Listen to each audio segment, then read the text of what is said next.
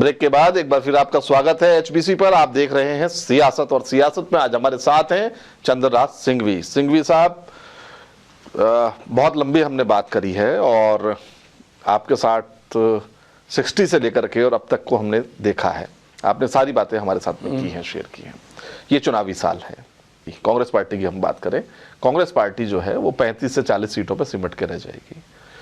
जबकि मैं ये कह रहा हूं आपसे कि जो सरकार है उसने लोगों को फायदा बहुत दिया है, लोगों को लाभ पहुंचा है, तो फिर उसके बावजूद आप किस तरह से ये दावा करते हैं कि वसुंधरा राजे वापस सत्ता में आ जाए? देखिए, ऐसा है, लाभ पहुंचा करके तो आपने जनता को टुकड़ेल बनाने का प्रयास किया है। जनता पागल नहीं है, जनता भिखारी नहीं है, टुकड़ा डाल दिया। परशुराम बघेल हमेशा चुनाव जीतते थे। एक साल वो अकाल मंत्री थे, ओसिया विधानसभा क्षेत्र में 300 करोड़ उन्होंने खर्च किया, उसी साल वहां हारे वो, बाकी हारे ही नहीं। आप जनता को लॉलीपॉप नहीं दे सकते, जनता बर्ताव देखती है। कितने कार्यकर्ता लाभान्वित हुए गहलोत से? 5 के नाम बता सकते हो? चंद लोग हैं, ये ममता राज जैसे या कोई नौतन कोठारी जैसे या ओम टावर जैसे। मतलब दो चीजें हैं, जनता को लाभ मिलना अलग बात है, कार्यकर्ताओं को लाभ मिलना अलग बात है। कार्यकर्ता का लाभ क्या पार्टिसिपेशन नहीं हुआ? मैं आपको एक मजेदार बात बता रहा हूं, भीड़ की बात मत करो आप। मैंने नाथुराम मिर्जा की रैली की थी यहाँ पे। राजस्थान के इतिहास में ऐसी रैली तो हुई है ना, कभी हुई थी। बिना पैसे 2.5 लाख आदमी आ गए थे। मैं चुनाव आ रहा ना, भीड़ से कुछ भी टिकट कितनी भीड़ लाता था इंडिया गेट पे। चुनाव आ रहा है ना, ये तो भाजपा की तो भीड़ की गलती और गहलोत तो कार्यकर्ताओं के हजूम की गलती। जो कार्यकर्ता आते हैं वो जाके क्या कहते हैं वो सुनो, इसलिए मैं कह रहा हूं। दूसरा, जनता अशोक गहलोत के कामों को देख के अशोक को वोट देने को तैयार है। ले ले वोट, एक ही जगह तो लड़ेगा। 199 पे क्या मांग रहे हो आप? भाई तो योजनाएं तो सब जगह पर हैं। तो उस योजना गाँव में है योजनाएं। करेक्ट है, तो उसके लिए love me and love my dog. मैं आपको बताऊं, 2003 में जब इलेक्शन हुए थे तब भी ये वाली बात थी कि अशोक गहलोत ठीक है, अशोक गहलोत को नंबर 1, लेकिन इंडिया टुडे रैली का नंबर 1, मैंने कहा था नंबर नन, वही हुआ।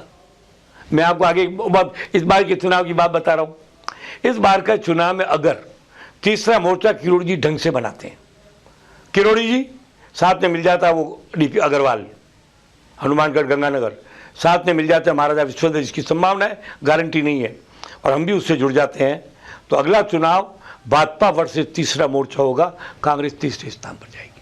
फिर महत्वाकांक्षी बहुत ज्यादा हो गई कांग्रेस के अंदर लोग। अभी मेरे को किसी ने कहा चंद्रबाबू भी सीएम का दावेदार है। अरे आज की कांग्रेस राजस्थान की कौन चला रहा है?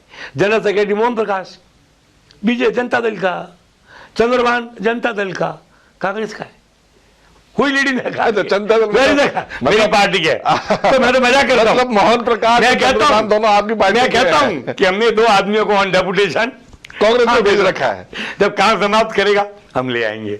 है का कांग्रेस जाट टोटल खिलाफ, महिपाल का घाव जाटों के छीले पर लगा रहेगा, मलखान विष्णु टोटल खिलाफ, गोपालगंज का कार्य मुस्लिम टोटल खिलाफ।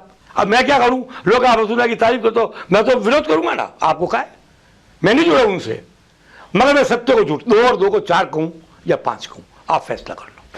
नहीं, लेकिन ये वाली बात है ना कि वसुंधरा जी की अब तारीफ आप करने लगे हैं, तो क्या कहीं ऐसा? मैं यही गलतफहमी मिटा रहा हूं। मैं वसुंधरा जी की तारीफ कतई नहीं कर रहा हूं। आप देखिए, आप सुनिए, मेरी बात सुनिए। वसुंधरा राजे की सभाओं में भीड़ आ रही है, आप कह रहे हैं। वसुंधरा राजे अगली मुख्यमंत्री होंगी, आप कह रहे हैं। और क्या पहली बात, तारीफ किसको कहते हैं? ये नहीं है। पहली बात तो जनता प्रूव कर रही है, और दूसरी बात गणित प्रूव कर रही है। मैं क्या करूं? अगर वसुंधरा राजे मुख्यमंत्री बन रही है तो और हम सत्ता से बाहर रह रहे हैं, फिर भी आप, हम 5 साल सिंह को तो कुछ नहीं मिल रहा। मैं लेना भी नहीं चाहता। I am not a bagger. मैं मुफ्त दवाइयां तो थोड़ी बिकने वाली चीज हूं। मैं नहीं कर सकता, मैं रहूंगा बाहर। मैं जाकर के बाहर क्या करेंगे? मैं उनको जोड़ तोड़ करेंगे, मैं करता ही रहूंगा। साजिश करेंगे, वही तमाम चीजें करेंगे। चंद्रराज सिंह भी सिर्फ यही काम करेगा। गहलोत जी इस बार के बाद में 31 साल की राजनीति के बाद में घर बैठ सकते हैं। चंद्रराज के 52 साल हो गए, मैं 20 साल संघर्ष की राजनीति करूंगा। बहुत बड़ा काम है मेरे पास। मैं संघर्ष करते करते सिपाही की मौत मरना चाहता हूं, फेलियर रिटायर्ड कर्नल की मौत मरने को तैयार। फेलियर रिटायर्ड कर्नल कौन है? तो ये होने वाले हैं, कांग्रेस सारे होने वाले हैं। अशोक जी सबसे बड़े हैं। टोटल इनके हटने के बाद ऐसा करना, एक मर्दमशुमारी करना कि लोग क्या कहते हैं। क्या कहेंगे? अब मैं क्या कहूं, आप पूछो पब्लिक से। अच्छा, अभी पिछली बार मैं आपको बताता हूं, ये अशोक गहलोत, मैं आपको बताता हूं, हाँ? अशोक गहलोत जब हटे, पिछली बार मुख्यमंत्री जब वो हार गए थे, इलेक्शन हार गए थे, उसके बाद में एआईसीसी के जनरल सेक्रेटरी, तो वहां तो कुछ अच्छा, उन्होंने 10 नंबर का आशीर्वाद तो हमेशा गहलोत को रहेगा जब तक राहुल गांधी 10 नंबर को रिप्लेस नहीं करता है। उसके बाद वहां की कहानी खत्म। एक दूसरा मैं बताऊं, ये हट गए, मतलब 5 साल तक इनका रोल जीरो, मीटिंग है जीरो। आप बताओ ना, वसुंधरा के आने के पहले धमाका हो गया, आ रही है आ रही आ रही, इनके जाने के बाद हुआ गया गया गया। ये फर्क आप बेटा दो, मेरे से आप कुछ भी कहलवा लो, मेरे से आप झूठ निकलवा लो तो मैं मान जाऊं आपको। अच्छा, मैं एक सच पूछना चाहता हूं, आप उप मुख्यमंत्री बनना नहीं चाहते थे? 100% बनूंगा, समझौता है। सुशील मोदी को हमने बनाया ना बिहार में, हम बाउंड है क्या? लेकिन बिहार में जनाधार है जनता दल। जनाधार का क्या सवाल है? आपके राजस्थान में क्या जनाधार है? अरे चंद्रा सिंह साहब, जनता दल यूनाइटेड का कोई जनाधार अभी समय नहीं है। मैं जनाधार से बनता ही कहा है? अशोक गहलोत तो 10 नंबर के जनाधार से बना है। खाली शरद जैसा ईमानदार आदमी मेरा नेता है, चरित्रवान नेता है, योग्य नेता। उनके साथ बैठता हूं कुछ सीखने को मिलता है, इनके साथ बैठूंगा तो सीखा भूल जाऊंगा। आदमी की विजडम, आदमी का करेक्टर, आदमी की इमेज, आदमी की शक्ति। आदमी जी को तो योग्य माना है आपने। किसने? मैंने कब कहा योग्य है? राह चलाने में योग्य है पक्की, चाहे योग ऑर्डर करवा देगी, मालूम ही नहीं पड़ेगा कलम किसने चलाई, है योगी। और महात्मा गांधी बनने का प्रयास नहीं कर रही है। अब गहलोत जी को कई सपोर्ट तो मोहनदास करमचंद गांधी वसुंधरा राजे के साथ में अगर आप जुड़ जाएं तो फायदा नहीं होगा। मैंने कब ना किया? आप कर लो निगोशिएट, बिना शर्त मदद कर दूंगा, मैं ना नहीं देता, बदला मांगता ही नहीं। अरे यार 25,000 लोगों में उन्होंने मेरे को राखी बांधी, चौबू मेरे कहा आप मेरे भाई हो। मैं आज तो उस बात को भूला गया। जब मैं नागौर की मीटिंग में गया, लोग ज्यादा खिलाफ बोले तो मैंने ये याद दिलाया था, ये मत भूलो कि वसुंधरा जाटों की बहू है। उस हॉस्टाइल वातावरण में ये बात बोला था। चंद्रा जी एक छोटी सी बात पूछना चाह रहा हूं, आप मंचों पर तो दिखाई दिए लेकिन कभी जन नेता क्यों नहीं बन पाए? क्योंकि मेरा जन नेता इस प्रदेश में कौन बनता है जिसका एक जाति का आधार होना चाहिए? मतलब आज अशोक गहलोत जन नेता क्यों नहीं बना? जब छोटी जाति है, वसुंधरा बन गई राजपूत समाज है, नाथुराम जी बन गए जाट समाज था, खिरोड़ी बन गया मीणा समाज है, मेरा जैन समाज तो बिखरा बिखरा खंड खंड पड़ा है, साधुओं की हत्या होने पर भी नहीं मिलता। या मैंने जैनों के वोटों के लिए एक मीटिंग बुलाई थी, 4 लाख में 14 आदमी आए थे कुल। मेरा समाज जानता ही नहीं, मेरे समाज का हर आदमी अपना काम कराने का मास्टर है। अच्छा, एक चलते चलते चूंकि समय समाप्ति का हो रहा है, एक सवाल आपसे, एक क्योंकि अंदर की कुछ बातें पता करनी हो तो चंद्रा सिंघवी से पूछ लो, वो सब पता देता है, ऐसा कहा जाता है राजनीति में। एसएन गुप्ता साहब आपके साथ रहे हैं। बिल्कुल। एसएन गुप्ता साहब के और वसुंधरा जी के इस समय रिश्तों में कैसे खटास आई? अरे आपके ये तो इस सवाल का जवाब तो आपके पास है। मेरे आपसे बहुत अच्छे संबंध है और मेरे बेटे का इंटरेस्ट आपसे क्लैश कर गया, क्या करोगे? उसकी राजा से नहीं बनी, वो झालावाड़ का एमपी था, वो झालावाड़ का गॉडफादर समझता था, वसुंधरा के जीवन में था भी गुप्ता। उसको देखा ये कहां से आ गया, तो इन दोनों का टकराव हुआ, टकराव कल्मिनेट होता गया और डिफरेंसेस बढ़ते गए। वसुंधरा जी के भाभी राम प्रकाश चौधरी जैसे लोग हैं जो उनको माँ बाप की तरह मान के उनको एक करने में लगे रहते हैं। हालांकि वो छोटे लोग हैं, जोधपुर का उसी का डायरेक्टर था, पर एक भावना की बात करो। अब क्या हुआ? अब नहीं है, उल्टे अब दोनों में क्या? अब तो भयंकर विरोध है।